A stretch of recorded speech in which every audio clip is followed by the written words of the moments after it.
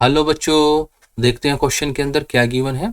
If the work done in stretching a wire by 1 mm is 2 joule, then work necessary for stretching another wire of same material but with double radius of cross section and half of the length by 1 mm is। ठीक है, हमारे पास क्या है, कोई wire है, suppose करो हम ऐसे ले लेते हैं। एक वायर है, उसका लेंथ L है, इसको क्या कर जाता है, स्ट्रेच करा जाता है। स्ट्रेच कितना कर दिया जाता है, इसको 1 mm स्ट्रेच करा जाता है, और जो इसमें हमें वर्क करना पड़ता है वो कितना करना पड़ता है, 2 जूल करना पड़ता है। ठीक है, अब हम दूसरा केस ले रहे हैं, सेम मटेरियल का वायर है। ठीक है, लेकिन क्या है, अब इसको भी हम स्ट्रेच करते हैं, लेकिन इसका जो रेडियस है double the radius of cross section. ठीक है, अब इसका क्या है, क्रॉस सेक्शन कितना ले लेते हैं हम, डबल ले लेते हैं, और जो इसकी लेंथ ले लेते हैं हम हाफ ले लेते हैं।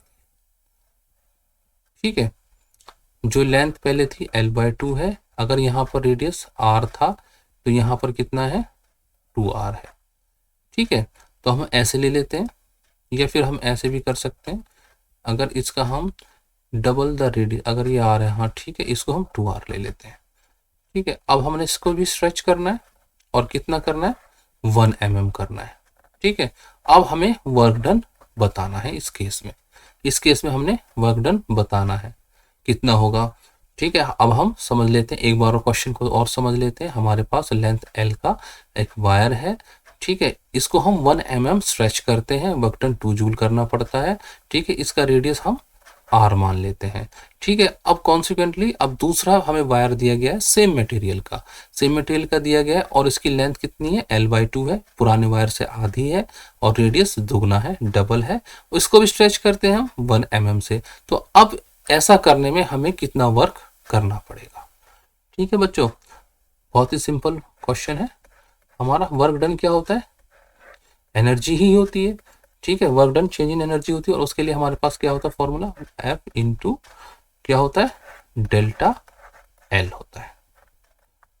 ठीक है, और अगर हम देखें y का फॉर्मूला क्या होता है, F over A delta L by L। यहाँ से अगर मैं F की वैल्यू निकालूं तो F क्या निकल के आएगा मेरा, y A delta L upon कितना L।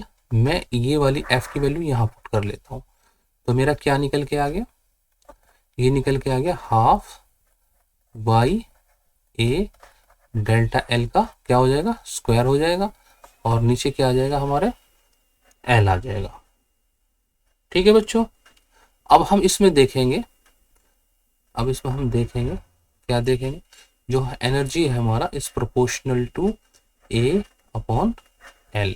ठीक है, डेल्टा L तो क्या है, हमारा सेम है दोनों केस में, और वो कितना है, 1 mm है, तो हम इसको नहीं लेंगे, यहाँ पर उसकी कोई ज़रूरत नहीं है। तो हमें यह एक्सप्रेशन इसलिए इस तरीके से हमारा प्रोपोर्शनल देखने को मिलेगा।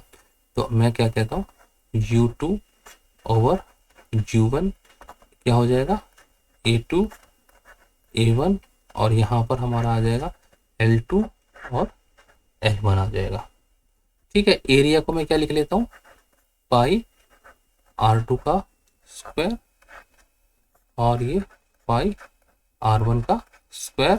पाई ने पाई को मारा L1 अपॉन L2। तो फाइनली मेरा क्या निकल के आ गया, मेरा निकल के आ गया R2 का स्क्वायर R1 का square into L1 upon L2।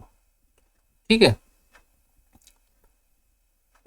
R2 वाली हमारी कौन सी कॉन्फ़िगरेशन है, न्यू वाली है, और R1 वाली ओल्ड है। ठीक है, इसमें हमने R को क्या लिया है, 2R ले लिया, और इस वाले में R है।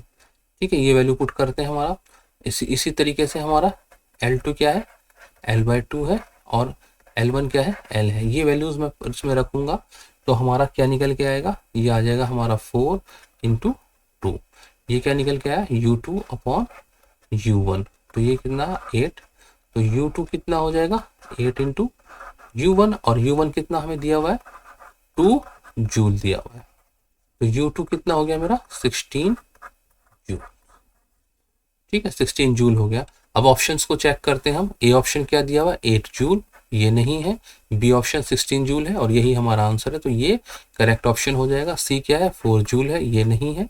और डी 32 जूल, ये भी नहीं है। तो हमारा करेक्ट ऑप्शन क्या है, बी ऑप्शन है, ओनली करेक्ट ऑप्शन है। आई होप बच्चों आपको समझ में आ गया होगा। Good luck, goodbye, thank you.